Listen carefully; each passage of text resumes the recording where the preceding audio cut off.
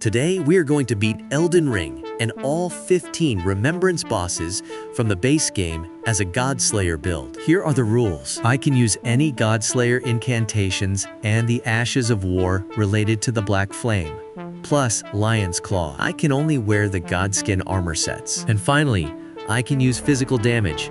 Yes, I can. Hey everyone, today I'm diving back into Elden Ring, and this time, I'm taking on the world with my Godslayer build. I decided to start with the Prophet class, mainly because it has a higher faith stat, which is essential for the Godslayer incantations I plan to use throughout the journey. So right out of the gate, I made a beeline to the first grace site to trigger the encounter with Melina. That's when she gives us Torrent. Next, I went to pick up some universal items. The Flask of Wondrous Physic, a real lifesaver in the mid-game. I also grabbed the Dectus Medallion, both the left and right pieces. This thing is crucial for skipping some early game trekking and jumping straight to the Altus Plateau. But before moving on, I couldn't forget the Radagon Soreseal for those extra levels. The trade-off is the increased damage taken, but the stat boost it provides makes it totally worth it. Oh, and of course, I picked up the Strength Knot and Faith Knot Crystal Tears. And then, it was time. Margit. Now, I gave myself permission to use Lion's Claw, even though it wasn't part of the original plan. I kind of forgot I shouldn't have been using it. But hey, mistakes happen, right? Margit though, this guy, it's been ages since I last fought him. And let me tell you, it showed. This fight is no joke. Margit's damage windows are tight, and he has some really annoying timing with his combos. You think you've got an opening, but nope, he's already winding up his next attack. I swear, those delayed hammer strikes are there just to mess with your head. And don't get me started on the way he mixes in his long-range attacks. He keeps you on your toes, forcing you to balance dodging, keeping distance, and finding those rare opportunities to strike back. After 55 tries, yep, 55, I finally brought him down. Not gonna lie, it was a sweet victory. And for the effort, I got myself that extra talisman pouch. So I made my way to Stormveil Castle. I was there for the Godslayer Seal and the Godslayer Prayer Book. I knew my Godslayer build was about to get even deadlier. I needed to track down the Sacred Tears to beef up my healing. And that's when things got interesting. I headed to Liurnia, I ran into this guy Vic, and let's just say he didn't have a good day. I managed to lure him into a spot where he just fell into the abyss. He plummeted straight down, and I couldn't help but laugh. It wasn't even planned. It just kind of happened. But you know what? It's those unexpected moments that make this game such a wild ride. I arrived at Godrick the Grafted. As soon as I landed my first hits, I could tell my damage was ridiculous. I felt unstoppable, just melting his health bar like it was nothing. But of course, I got a little overconfident. Right as I was closing in on victory, I made a mistake. Stood still for just a second too long, and boom, I got roasted. Literally, I went back in, ready to finish him off. And this is where things got weird. Right in the middle of his cutscene, I instinctively threw a fireball, just on autopilot at this point. I thought it was a waste, and figured, well, that's a missed hit. But then, it landed, like, perfectly. Mid-cutscene. Next thing I know, Godrick's dead. Just like that, I got my first remembrance. 1 down, 14 to go. So after grabbing the Glintstone key, it was time to make my way into the Academy of Raya Lucaria. But before that, I had to go after something crucial. Marika's Scar Seal. Now, I know what you're thinking. Why would you willingly put on a talisman that increases the damage you take? Well, let's just say the extra stats seemed worth it at the time. Spoiler alert. I might regret it later.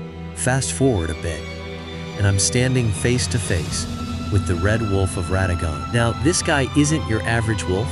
He's quick, unpredictable, and hits like a freight train. But here's the kicker. I'm rocking both Radagon's Scar Seal and Marika's Scar Seal, meaning I'm taking a ridiculous amount of damage with every hit. Brilliant, right? Let me tell you, the fight was a nightmare. It wasn't just the wolf's speed.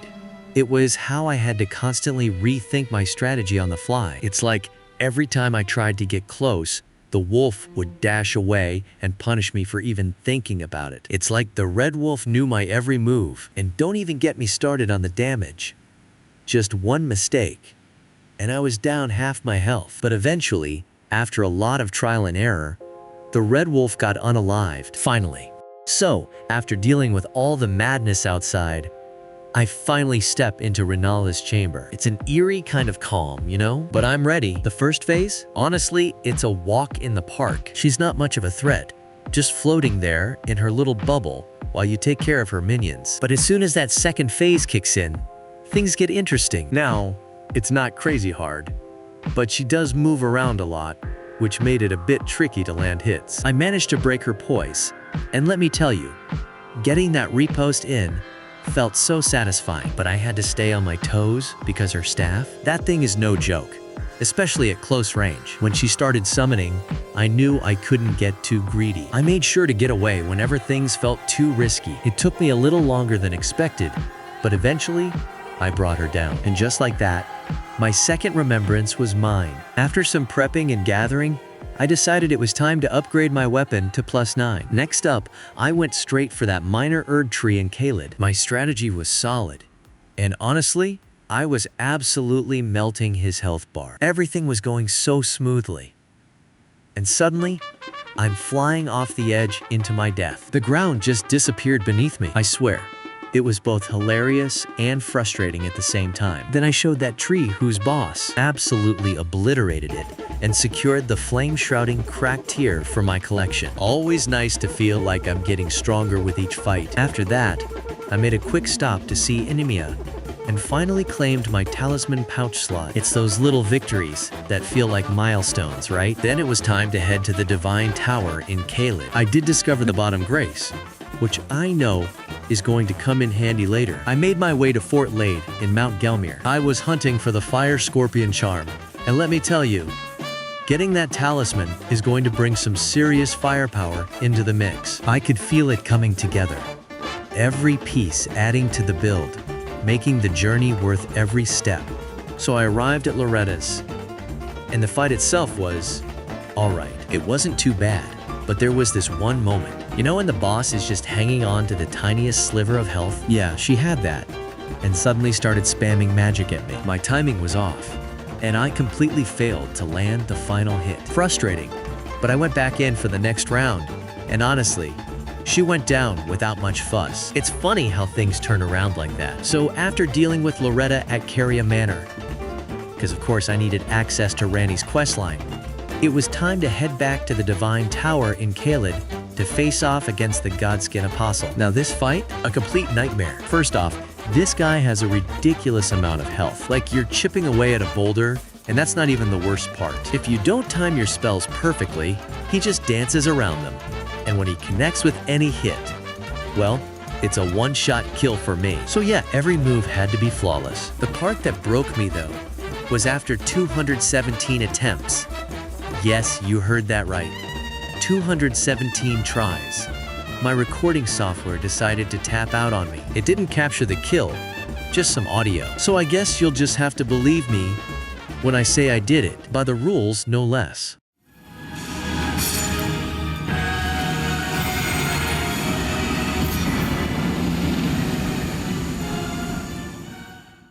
Grabbing the Two Fingers Heirloom Talisman. It's subtle, but when you're relying on incantations, every little bit counts. I knew it was going to come in handy because my next stop was Mount Gelmir. Now let me tell you, Mount Gelmir is no joke. I had a little surprise waiting for me.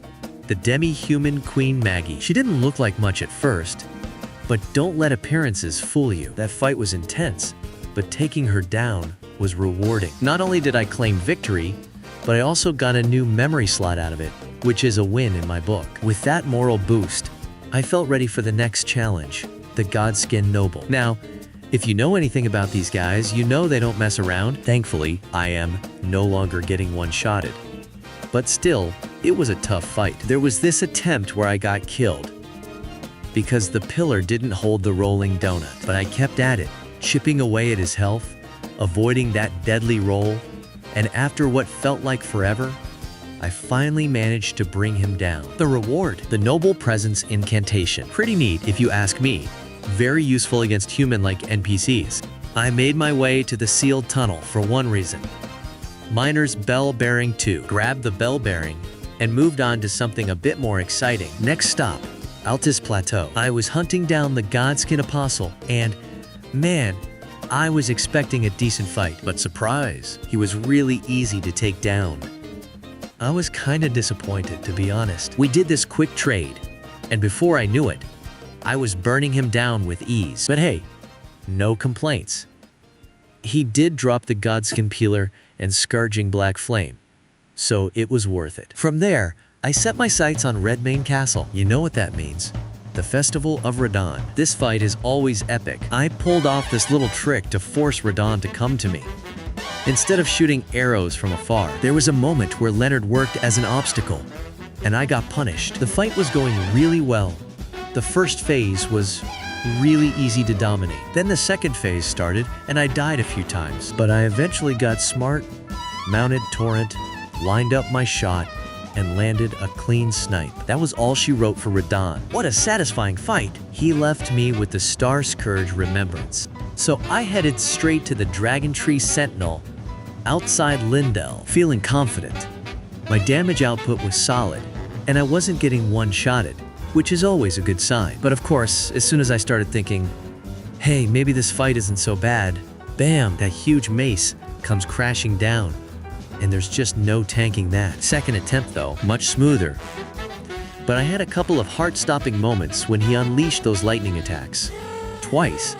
I was one mistimed roll away from being toast, but in the end, I got him down. Boom, second try. That win had me feeling pretty good walking into Lindell. Once inside, I went straight for the Golden Shade of Godfrey. Now here's the thing about Godfrey.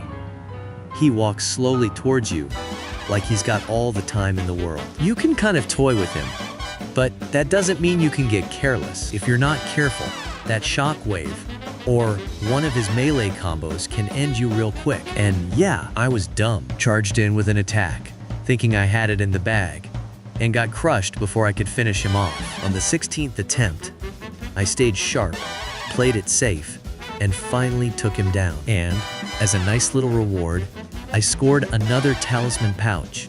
Alright, so next up was Morgott, the Omen King. And let me tell you, I made quick work of him. His health bar was melting like butter under a blowtorch. Now, I don't want to brag, but my build was just insane against him. Every hit felt like a truck crashing down. So much damage that I was into phase 2 before I even blinked. It was almost too easy, but you know how it goes.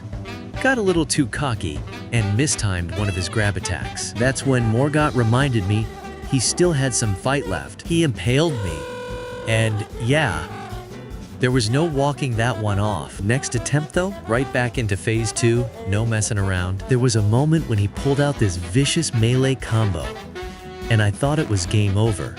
But somehow, I managed to slip away with just a sliver of health. After that, it was smooth sailing, completely dominated him. Morgott didn't stand a chance in the end. After that, I headed over to take out Godefroy for the Godfrey Talisman. Honestly, that fight was such a breeze. His health bar drained like water through a sieve. No struggle at all. The first phase of Godfrey's fight is practically a joke. But let me tell you, that talisman, absolute gem. Then I made my way to the mountaintops of the Giants for the Miner's Bell-bearing 3. I grabbed a larval tear from an Easter egg from a grafted scion. That larval tear came in real handy because I decided to go for a rebirth and redistribute my points. Alright, so I found myself back in Caelid, and my interest lay in Millicent's questline. There is a talisman reward that I want for the build, but of course, nothing's ever easy in Elden Ring. To get things going, I had to take down Commander O'Neill. I decided to burn him down, literally, while riding Torrent. Fireballs, mounted combat, you know the drill. It's one of those battles that feels epic just because you're on horseback, dodging his swings like you're in some medieval jousting match. Eventually, I got my prize, the unalloyed gold needle, and that meant Millicent's questline could officially kick off. I decided to shift gears. There were still more Remembrance bosses waiting to be dealt with, so I headed off to take on the Mimic Tier. Now, I know there are some out there who love cheesing this fight, but nah, not for me. I went head-to-head against myself, or at least another Godslayer build. Honestly, it wasn't as tough as it could have been. It's a weird feeling though, fighting your own build, knowing exactly what it can do. But in the end, It was just a matter of outplaying myself, lit up those monuments, and then came face to face with the regal ancestor spirit. I started things off with a headshot, and I could tell right away.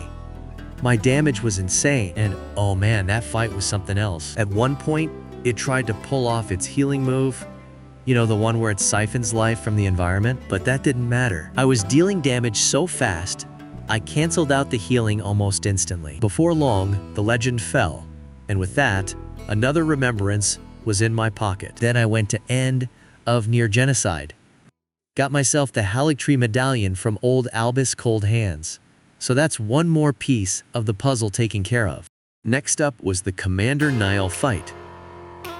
And let me tell you, it was no walk in the park. I got lucky early on. I managed to take out both of his minions with just 3 hits each, which felt like a huge win. But those guys, they could have easily wrecked me if they'd gotten a combo in. I mean, they're tough enough to turn the whole fight upside down if you let them. Then the second phase kicked in, and Nile wasn't playing around anymore. There were a couple of moments where I thought I was done for. His charge attacks are ridiculously fast. Like, blink, and you're dead fast. I had to stay sharp and avoid those hits at all costs. A few close calls later, I somehow managed to put Nile to sleep for good. With him down, I grabbed the other half of the Haligtree medallion, which was the whole reason for coming here in the first place. But that wasn't the end of my journey. Oh no. Next, I headed straight to the bottom of the Leyndell sewers. It's a maze down there, but I was determined because I needed to get to the Deeproot depths. And to do that, I had to go through Sewermo. Now, Sewermo was no joke. This fight was seriously tough, especially because he's resistant to fire.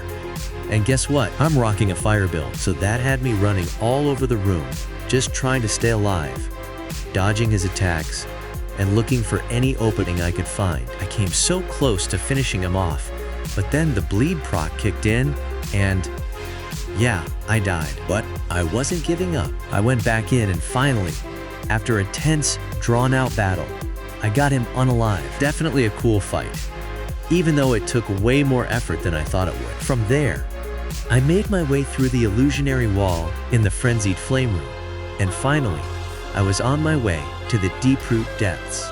It was time to face Astel, Natural Born of the Void.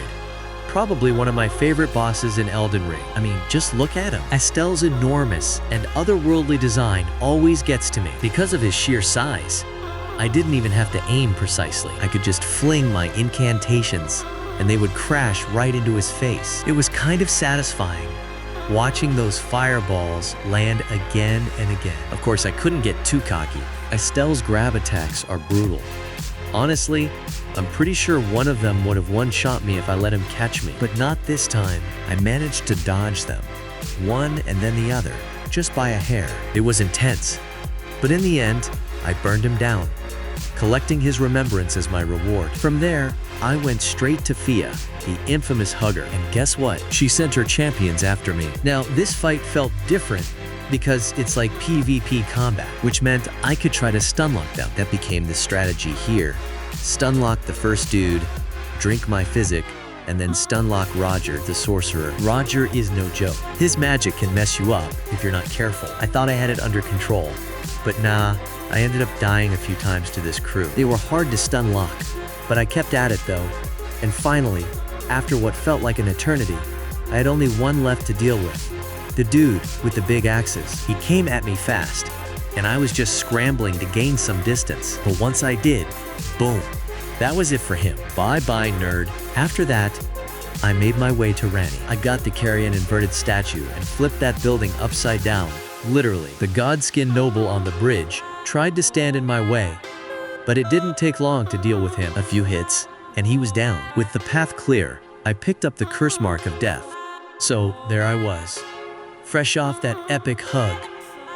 Because who doesn't love a good hug before facing death incarnate, right? And then came the Lich Dragon Fortisax. Now let me tell you, what a mesmerizing boss. I mean, this guy's enormous. It's almost intimidating how massive he is, but honestly, that just makes it easier to land hits. The fight felt almost too beautiful, like something out of a dream or nightmare, depending on your perspective. It wasn't long before I got into the rhythm. 2, maybe 3 fireballs to the face, and down he went. It's one of those moments where you're like, did that just happen? And just like that, the Lich Dragon was history, and I had the remembrance in my hands, feeling like I just took down a god. But that wasn't all. I also managed to grab the Mending Rune of the Death Prince. Victory tastes sweet, but there was no time to relax. Next stop, the Fire Giant. And if Fortisax was big, the Fire Giant, he was something else entirely. After a few attempts and lots of trial and error, I started to get the hang of it. Turns out, hitting his leg with Noble Presence made things so much easier. After that, I could fireball him with relative ease, but I still had to watch out for those bomb projectiles. Seriously, one mistake, and you're either getting stomped into oblivion by his giant feet or shield. Not a fun way to go, trust me. Now get this. On my 5th close attempt, I ran out of focus points. That's right, mid-fight, I was completely out of FP, and the frustration kicked in hard. As I'm fumbling to switch weapons, I get bombarded out of nowhere. That moment stung, but I wasn't going down like that. No way. Next attempt, I was mad. I aimed right for the butt crack. Yeah, you heard me, for revenge. And I was so close. Like so close to finishing him off, but nope. I got crushed. It felt like the game was just toying with me at that point. Then, that final attempt. The pressure was on. Sweat dripping, heart racing. The Fire Giant almost had me. Just a sliver of health away from disaster. But I could feel it, that rush of adrenaline when you know you're about to turn the tide. One more fireball, and it was over. That moment. That is what makes these fights unforgettable. Now the Fire Giant was death, and I got my remembrance. So, after setting the Erd Tree ablaze, pretty epic moment, right?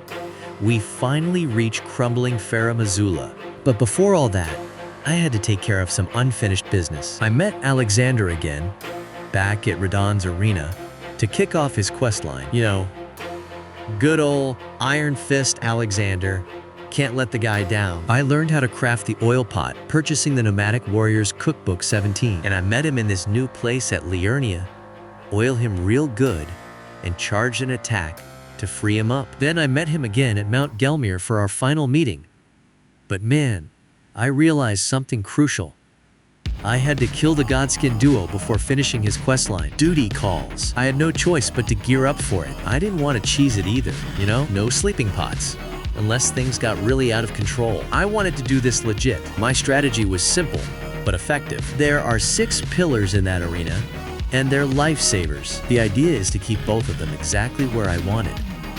Just lure them around the pillars while keeping some distance to shoot spells. If done right, you can nail them without them even landing a hit. The key was targeting the fat Godskin first, while keeping Skinny in perpetual phase 1. No unnecessary damage on Skinny.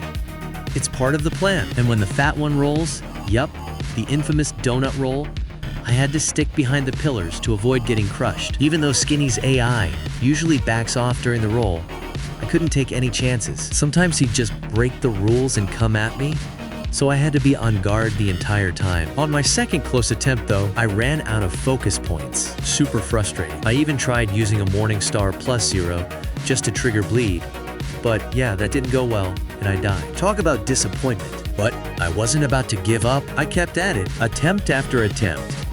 And there was one run where I felt like I was really dominating them. Then, bam! Think I'd be used to it, but no, I was fuming. And then there was the stressful moment where both came at me. Oh man, then I got fully stabbed. It got so ridiculous that I actually laughed. Like, come on, this has to be a joke at this point. By the 106th attempt, I had my strategy locked in. I was playing it perfectly.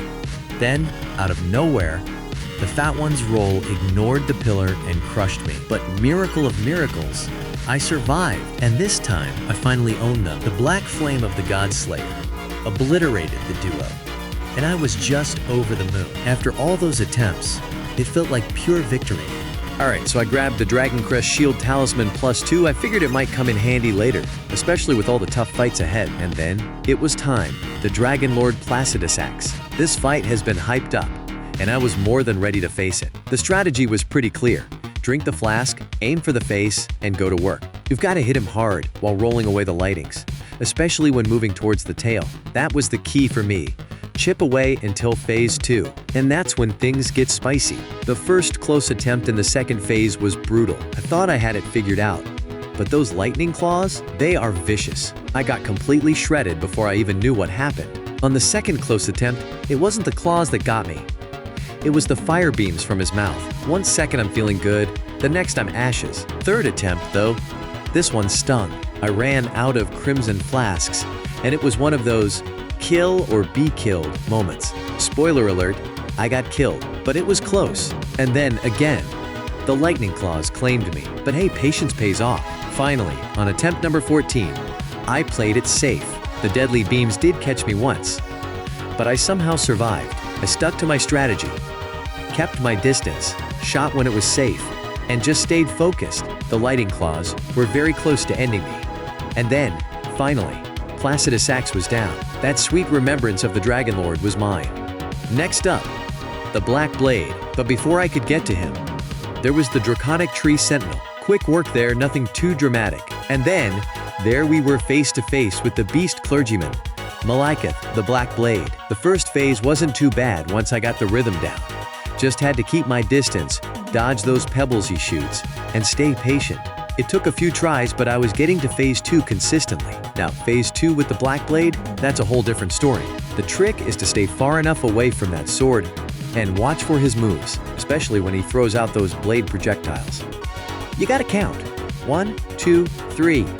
Then roll and get a couple of shots in. Sounds easy, right? Nope. On my first real close attempt, I was this close to winning but got greedy. Went for that extra hit, and boom, cut down. Second close attempt? I honestly don't even know what killed me at first. 1 second I was okay, the next, sword projectiles burned me out of nowhere. But attempt number 104? Oh yeah, I finally did it. I stuck to the plan, dodged on cue, played by the book. There were some beautiful moments during the fight, where it almost felt like a dance. Malekith's moves are so fluid and fast, and landing those hits felt incredibly satisfying. When he finally went down, it was pure relief and joy. With the remembrance of the Black Blade in hand, I made my way forward, broke the rune, and just like that, we were standing in the Ashen Capital. It was all starting to come together. So it's finally time to face Gideon Ofnir, the All-Knowing. This guy, after everything we've been through, like, defeating the literal shadow-bound beast of an Empyrean, this guy has the nerve to step up to me. Bold move, right? Now, the thing about Ofnir is that this fight is like PvP, which means my mind immediately goes to one thing: stun lock. If I can lock him in place, it's game over. So I go in with this plan, right? I'm feeling pretty good about it, knowing I've got the upper hand. But there's a small problem. I run out of focus points right when I need them most, so my plan falls apart. And just like that, bam, Ofnir takes me out. But the worst part, I didn't quit the game fast enough, so I lost the upper hand. Now I'm staring at the "You died" screen. Yeah, it wasn't a great moment. Then, it hits me, Cerulean Hidden Tear, duh. With that in my flask, I wouldn't have run out of FP in the first place. So I make a detour to Mount Gelmir, where I had to take down the tree spirit to get it. That fight? Not too bad. I grab the tear and head back to Gideon, this time fully prepped. Now, back in the ring with Ofnir, and I've got the tear locked and loaded. The plan? Same as before, but with infinite FP for a while. I'm gonna stun lock this guy into oblivion. Except, it doesn't work. Not once, not twice. I tried it again and again, and every single time fail. At this point, I'm like, okay, maybe brute force isn't the answer here. Time to get smart. I decide to keep my distance and snipe him. Not gonna lie, landing those shots was tricky. You know how it is, right? The closer you are to winning, the more your hands start sweating. There was this one attempt where I had him. I almost had him.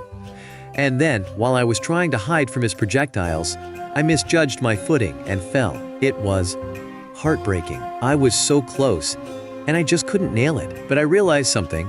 After a few more attempts, I could land a good hit right after his Comet Azur. It gave me a perfect window. So that became the new strategy.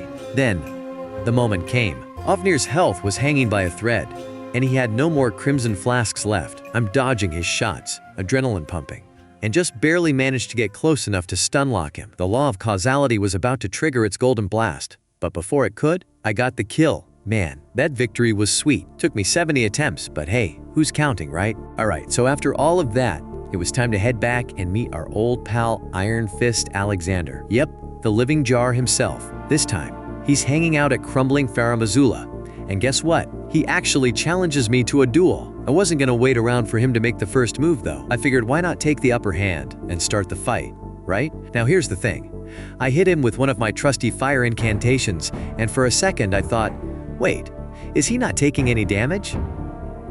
But nope, turns out he's just a tank. Seriously, the guy is insanely resistant to fire. So after that, I realized I'd need to change tactics, fast. The fight kicks off for real, and I'm feeling confident. And then, boom, Alexander sends me flying right off the platform. I'll admit, it was kind of hilarious, even if it was a little embarrassing. But hey, we all have our moments, right? After dusting myself off, I switched things up and decided to rely on good old physical damage. I grabbed Radagon's Soreseal to make sure I could properly wield the Godskin Peeler, which is no joke at plus 24, especially with the Ashes of War it has. That thing cuts through almost anything.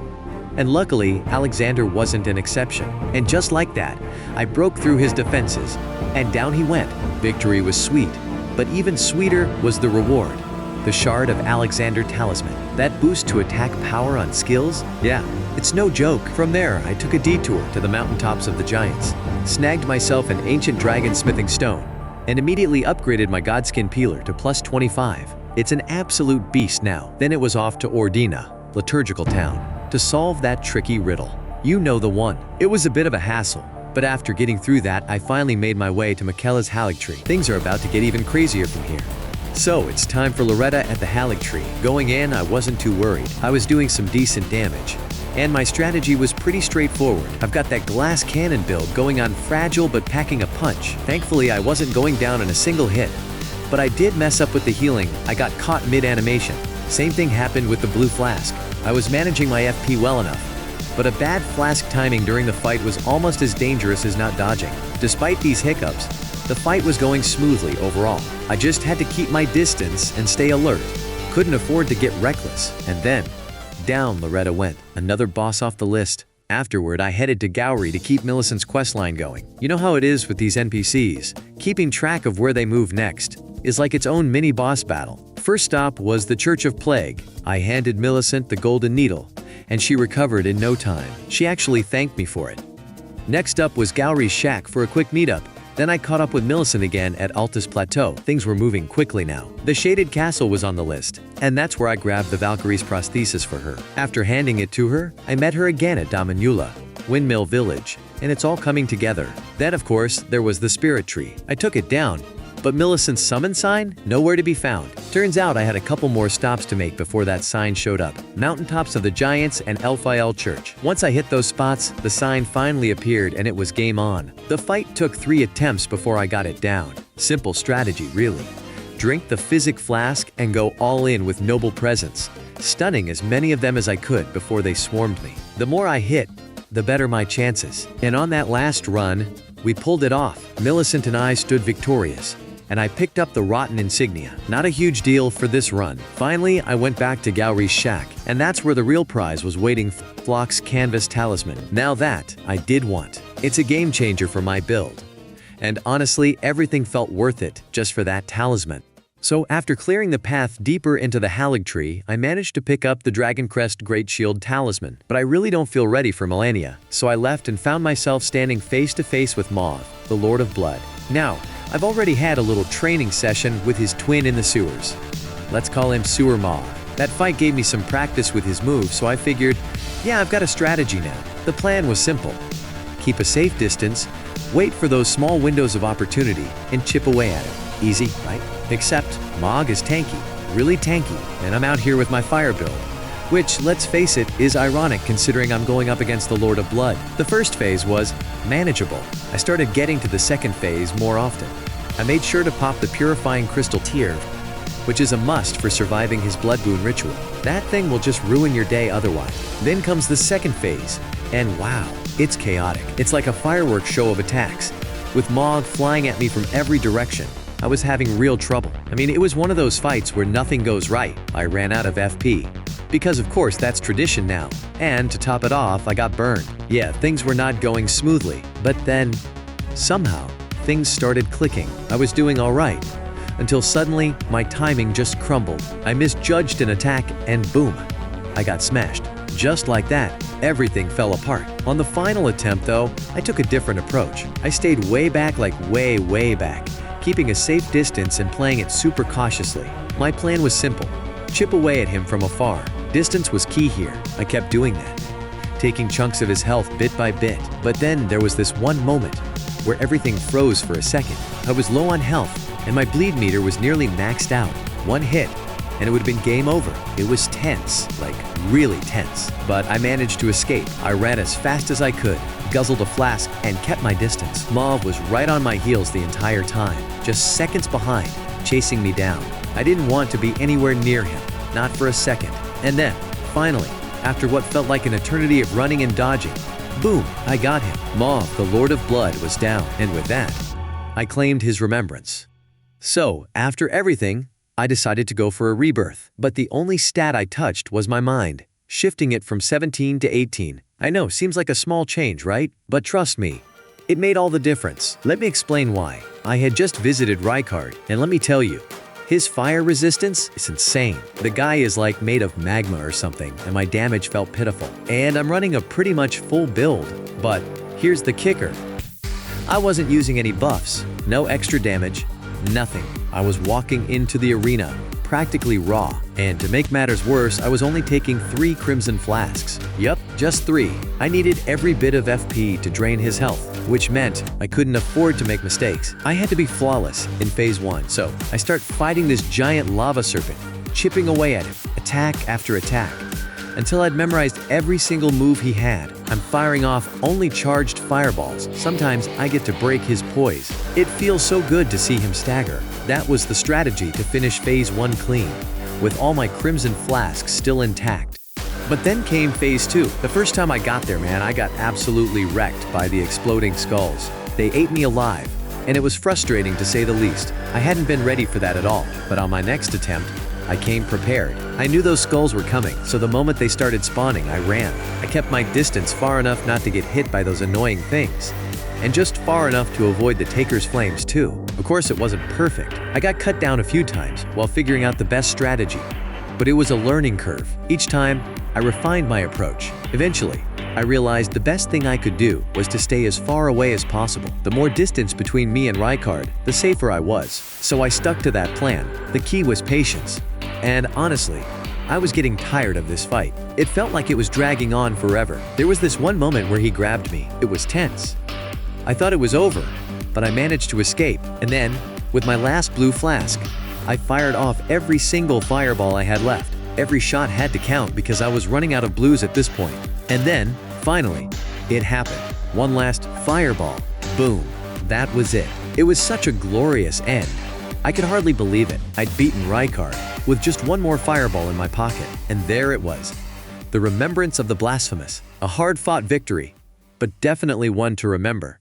So, here we are. It's time for one of the most iconic showdowns in Elden Ring. Godfrey, the first Elden Lord, and his wilder, angrier Phase 2, Hoarah. I had been preparing for this moment, and it's a fight that demands your full attention. But I had my game plan. Snipe from a distance. First things first, I chugged my physic. I knew this fight was going to be intense, and I didn't expect it to last longer than 3 minutes. That's the thing with Godfrey. He's aggressive and relentless, so I needed to make every second count. Thing about Godfrey, he walks toward you, calm but menacing. That's when it's crystal clear.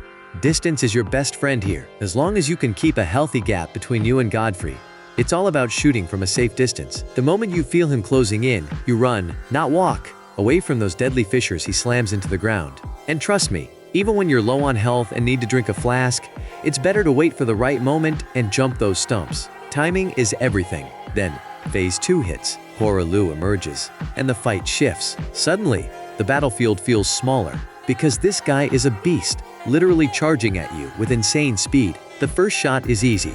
You can almost always get one clean hit in right after the transition. But after that, oh man, he turns into a nightmare. He charges fast and hard, and now more than ever, it's all about gaining distance. You take a shot, dodge, roll, and then run. You're playing a constant game of cat and mouse. There was this one attempt where I had him down low, but he landed a nasty combo on me, and I just barely missed time to roll. That was it, back to square one. But on the 38th attempt, that's when everything clicked. I played it beautifully, got my distance, landed consistent shots, and even managed to break his poise, which was huge. That moment when you finally bring down Huaralu, man, it feels incredible. It was an epic finish, the legend was down. I stood there, staring at the remembrance of Huaralu. All right, I snagged Black Flame's protection from the Twin Maiden Husks. I equipped the spell and took a deep breath. I was ready. Walking up to that fog gate, I drank my physic, buffed myself with the Black Flame's protection, and then stepped into Radagon's arena. Right away, the damage was insane. I felt like my build had finally clicked. But it's Radagon. He's no joke, and anyone who's fought him knows how intense he gets. My first serious attempt, I was on fire. Literally and figuratively, Radagon started throwing those holy spears at me, but my timing was all right. He just couldn't land them. And then came the Elden Shattering. I tanked it. I was like, no way, I got this. My focus was on ending it right then and there. Then Radagon finally went down, and I quickly swapped my talismans for the Elden Beast. The second phase kicked off, and I rushed straight in with my Black Flame Tornado. Man, the damage was solid. I had already knocked a third of its health off, but just as I was feeling confident, Elden Beast pulled out that ridiculous sword swipe, and my health bar vanished, gone. But hey, I wasn't done. I managed to get off another tornado and took out even more of its health. But then, Elden Beast gave me the holy treatment. The golden stars started raining down, and that sword, it was like a light show, but not the kind you want to be in the middle of. I couldn't dodge fast enough, and my health just drained away. So next attempt, Radagon puts up a tougher fight. He had just a tiny sliver of health left, and right when I was sure I had him, boom, I died. Then, Elden Beast and I get taken out mid-animation. Couldn't cancel, couldn't react. Just boom, done. But then, something clicked. My timings were on point. Radagon's health was dropping fast this time, and I was feeling it. He didn't stand a chance. I owned him in this attempt. It was so satisfying. Then again, Elden Beast, it came in with one of those mesmerizing attacks. Beautiful. After that, one mistimed dodge, and I was back to square one, back to Radagon. And he made me look like a fool this time. All that confidence just vanished. But you know what? I was locked in. I swapped my talismans, rebuffed, and went right back to face the Elden Beast. And then, I died again. I had been using the Godskin Peeler, which, to be honest, was a mistake in hindsight. Every time I wanted to properly wield it, I had to go through the hassle of swapping out talismans just to meet the stat requirements. And while the peeler is great in its own right, it felt like I was overcomplicating things for no real gain. That's when it hit me. Why not just use something simpler? So I grabbed a short spear instead. This thing only needed 10 strength and 10 dexterity. I could now equip something way better for boosting my damage output. But that wasn't all. I threw on the Black Flame Tornado Ash of War. Plus, I slapped on the Flame Art Affinity, which meant it would scale with my faith stats. Fast forward to the fight against Radagon. This time, I was feeling way more confident. I took him down without much trouble, which was a far cry from some of my earlier attempts. After I got him to phase 2, I knew I needed to maximize damage output. So I swapped out the Dragon Crest Great Shield Talisman, which is solid for defense, for the Shard of Alexander. And suddenly, my damage just skyrocketed. I was completely out of Crimson Flasks by this point. This was my last health bar. Either I finish him off here, or I was going to be looking at another restart. So after a bit of dodging and a little cat and mouse chasing, boom, he was down. The Godslain text popped up, and just like that, I had the Elden Remembrance in my hands. And man, that was satisfying. It was like the culmination of all that work. Those upgrades, talisman swaps, everything all coming together in that one moment. So now it was time. Malenia, the Blade of Miquella. Just the thought of her sent chills down my spine. I had faced her before, and I knew this fight wasn't going to be a simple one. I had a plan though. Rebirth one last time. I needed to perfect my build if I was going to have any chance of pulling this off. Prioritizing good vigor, fine endurance, and a soft cap in faith was key. She was known to be a nightmare for almost every tarnished that dared to face her. But maybe, just maybe, I could manage this. After all, my build had something special. Black Flame Tornado. Yeah, that Ash of War? A total game changer against Malenia. The trick was just landing it at the right time. She's so quick, so nimble, it's almost impossible to land hits on her. But with Black Flame Tornado, I just needed to find the right damage windows. And once I did, boom! I'd Black Flame her into oblivion. To make it work, I needed enough poise to withstand some of her relentless attacks. That's where the Godskin armor came in. I went with the pieces that offered the most poise. God forbid I got caught in a full waterfowl dance. That move, absolute killer. It's got range like you wouldn't believe.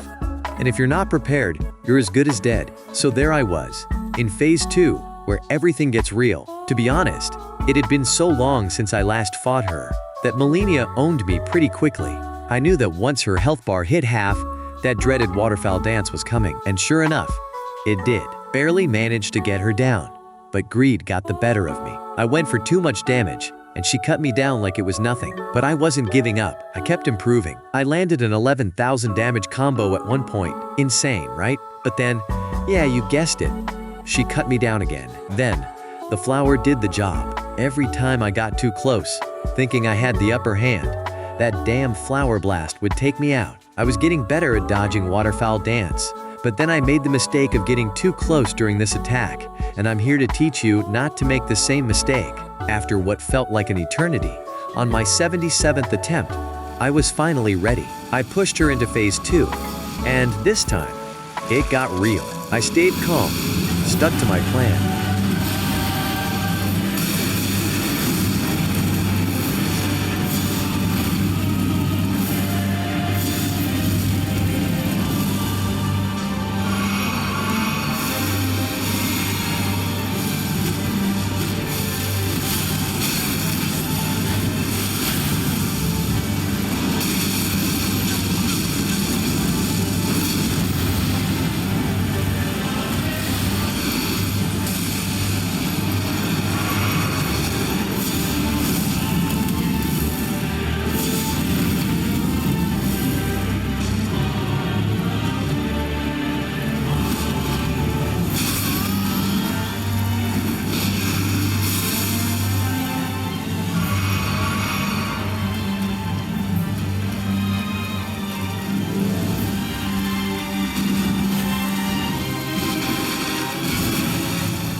And eventually, bye-bye Malenia.